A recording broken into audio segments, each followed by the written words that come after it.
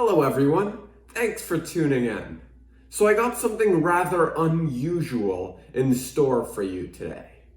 We're not going to be answering any of tech's most asked questions like we do in other of my videos. Instead, we're going to be taking a look at this 2007 Windows Vista laptop.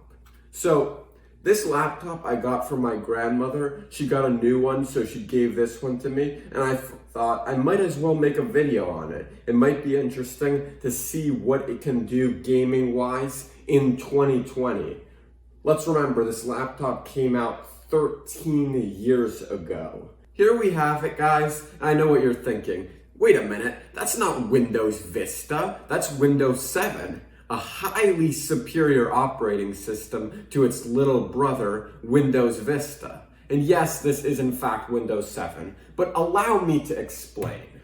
So what happened was that I tried to get this computer to run with Windows Vista and actually play the games that I wanted to test, but apparently Steam no longer supports Windows Vista and neither does Uplay. And those are both services I was going to use to test games. So that basically put Windows Vista out of the question. Now this is still a Vista laptop, technically speaking, because it did come installed with Windows Vista and it was designed to run Windows Vista, not Windows 7. Luckily, Windows 7 isn't much more demanding, but I just had to install Windows 7 on it because there was no other way. So what I did was I found a file online and I tried to put it first on a USB drive, but it actually would not boot from this. I think it just does not like USB drives much. Those were not very common at the time when this was released in 2007, more or less. We'll talk about that more later. But anyways, it only likes using its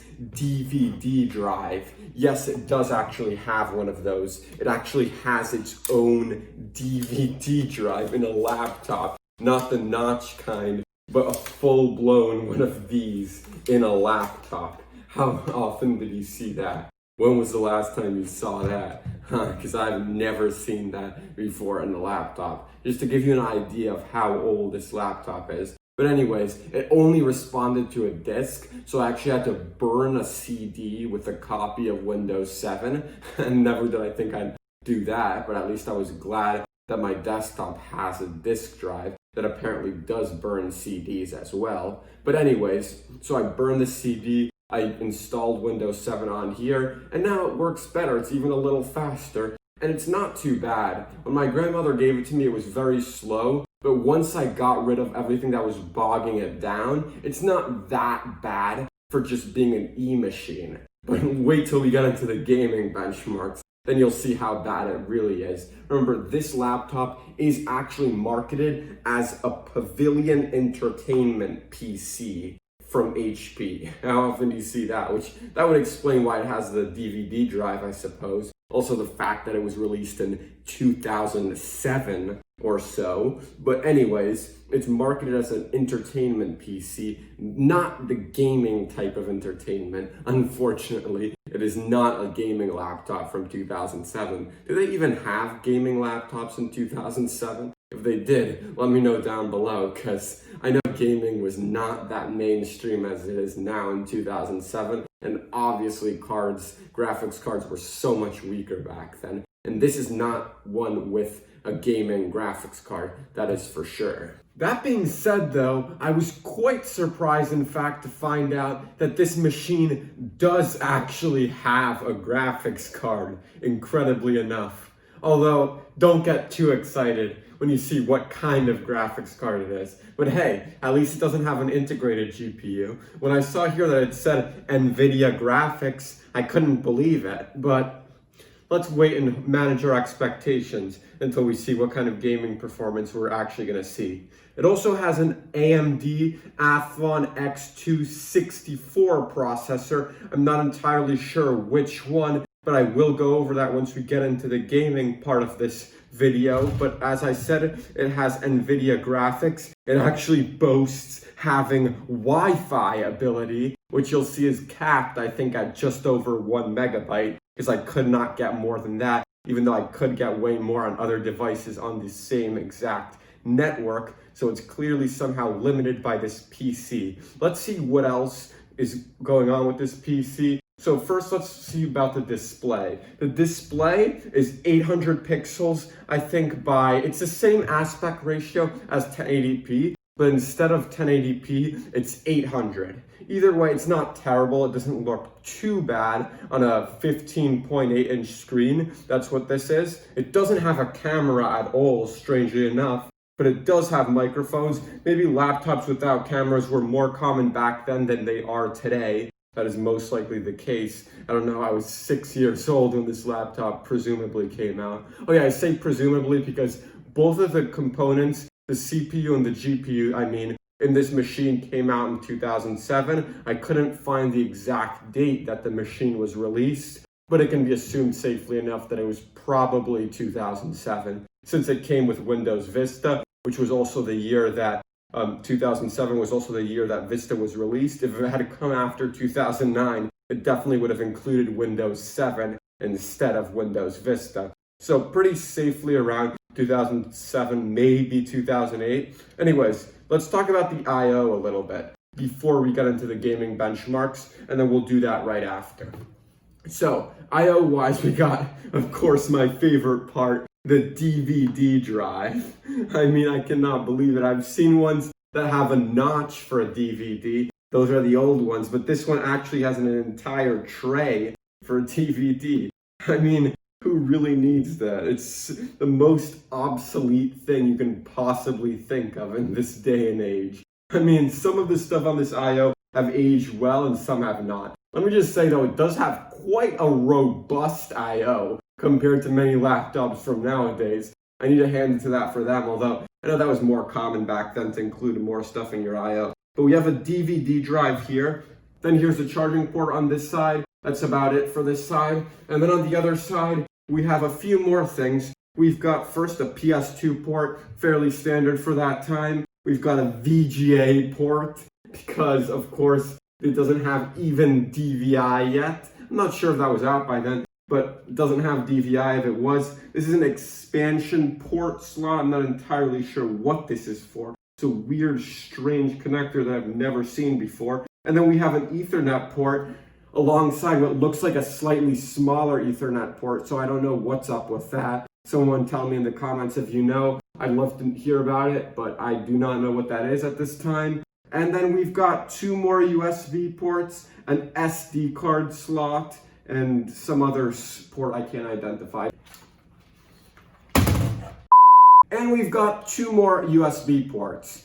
So 3 USB ports, that's the least obsolete part of this I/O. Laptops nowadays have 3 USB ports. So still, some of them have even less than that. So the 3 USB ports thing is quite nice. It's like better I/O than my current laptop, which I think has 2. But either way, that just shows the ubiquity of USB ports. Even back then, they were popular.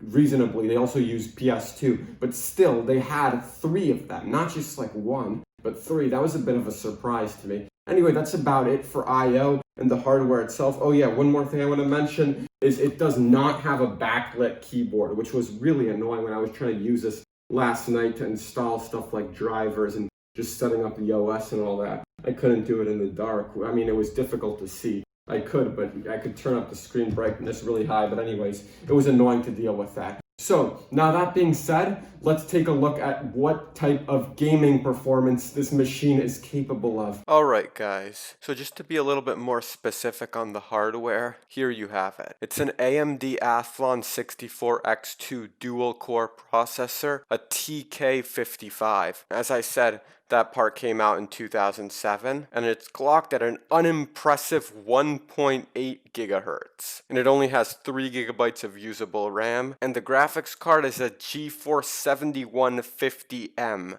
which also came out in 2007. So now let's get into the games. All the games I'm going to be testing came out more or less around the same time these parts did, that is in 2007. Since it wouldn't be fair to test games that came out just a few years ago, but it also wouldn't be fair to test games that came out in, say, the 90s or something. So the first game I'm going to be testing is Anno 1404, which came out in 2009.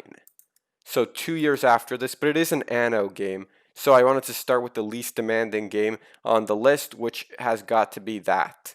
I'm really not expecting much, but at least Anno's a really easy game to run, so the PC has that going for it at least, if nothing else. Not too bad so far, at least we're getting above 60 FPS in the menus. It could be worse with hardware like this. All settings are set to the absolute lowest, and the resolution is set to 720 by 1280, which is a little less than the native resolution of the display. By the way, the only reason I'm recording externally here is because I didn't want to tax the already dated hardware even more by recording internally. Well, it seems that the menus have been a bit of a deception. It is only getting a grand total of 8 to 9 FPS. And this is without even having anything built, because I've never actually played this game before, so I don't have anything built. I've only played 1800.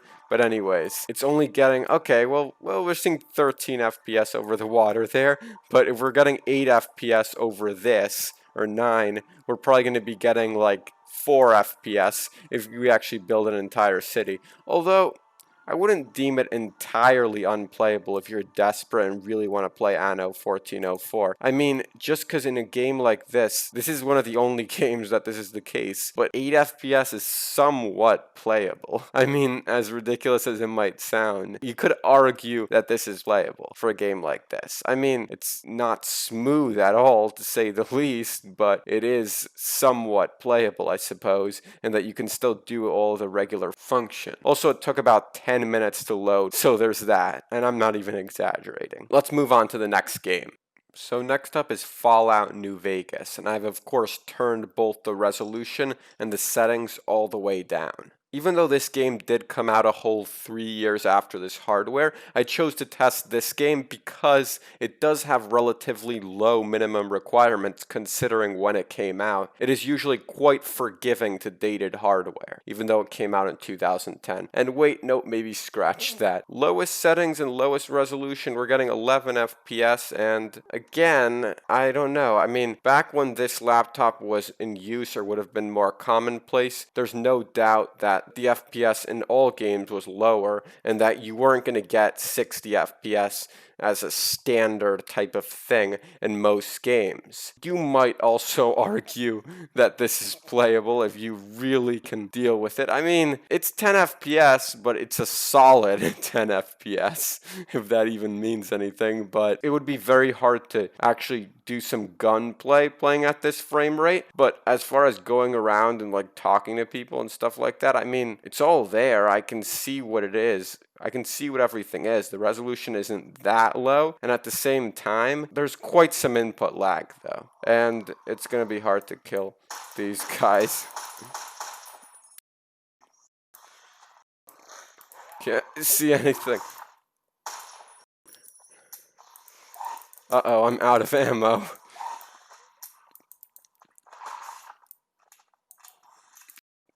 Well, anyways, that is not really playable once it comes to combat, I've now realized. But aside from combat, it's somewhat playable, but not really. So no, I wouldn't call this experience playable at all, to be honest, just because the combat is so unplayable. Next up, Assassin's Creed 2, a title that came out in 2009 and is not looking very promising at giving us 6 FPS with this graphics card, and we haven't even gotten into the game yet. Anyways, let's proceed. I've set all the graphics to the lowest settings and turned the resolution down to 600 by 800, which is the minimum. Yep, so 5 FPS right now. By the way, guys, I've got another video on my channel where I test the worst pre-built from Best Buy with some of the same games, including this one. If you want to see how that desktop performs compared to this, check out that video. I'll leave a link down in the description. I'll tell you right now, it doesn't do much better. Oh no, 3 FPS cutscene. At least it's still running. It didn't crash once, and neither did any of the other games the whole time I was running them on here. That's what does impress me, if that even should impress me, which is because of how low-end this hardware is and how not meant for gaming it is. I really did not expect this one to run that badly compared to Fallout New Vegas, which did come out a year later and got about 3 times the amount of FPS. So we get it, this is bad, but you gotta consider the fact that this is not even integrated graphics. I mean, sure, you might expect this from some old integrated graphics, but this is not integrated. It actually has a discrete GPU that can only do this much. So 2 FPS is our grand total in this title. Unplayable. It gets a big red stamp of unplayable in my book. Oh, it just went down to 1 for a second. Anyways. Okay, so there you have it, people. Those are 3 games tested on this 2007 entertainment PC, as it's called, HP laptop. So the only one of those games that is even arguably playable is Anno 1404. And even in that case, I use the term playable very loosely. Because really it's up to you whether or not you can actually handle playing with only 10 FPS or so, or even less at some points, with the lowest settings and the lowest resolution. Which, for a game like that, that frame rate is playable if you're desperate and you're addicted to Anno. But otherwise, really, why bother? Maybe it's time for an upgrade. Speaking of upgrades, I'm going to see what kind of upgrades I'm going to do in this laptop, so stick around. There might be some that can be done, and that I will show you by cracking this open right now. Okay, as for upgradability here, I fear I might have already done the biggest upgrade that this laptop can muster when I upgraded from Windows Vista to Windows 7. I'm not sure any other upgrade here would have as big of an effect on making the system just better in general, and superior definitely to the machine running Windows Vista. But that being said, anything that could be done here would probably not improve gaming performance all that much. Because all that can be done here is some additional RAM, which would certainly help, especially if you are considering putting this machine on Windows 10, which I would not recommend just because the dual-core CPU probably wouldn't handle it very well. But there's also a hard drive that could be upgraded here. That's probably the best upgrade you could make because it only has an 150 gigabyte hard drive right now, and that is nowhere close to enough. You could definitely upgrade that, as well as the RAM if you want, but honestly, if you have anything similar to this, it's better to just get a new laptop. No point sinking in any more money into this. I don't know where you'd even find the RAM that's compatible with this. That is some strange looking RAM, if I've ever seen it. So that's about it for today, guys. If you like this video, please go ahead and leave a like on your way out. Subscribe if you want to see more videos just like this. I make videos like this all the time. And comment what you thought of this laptop down below.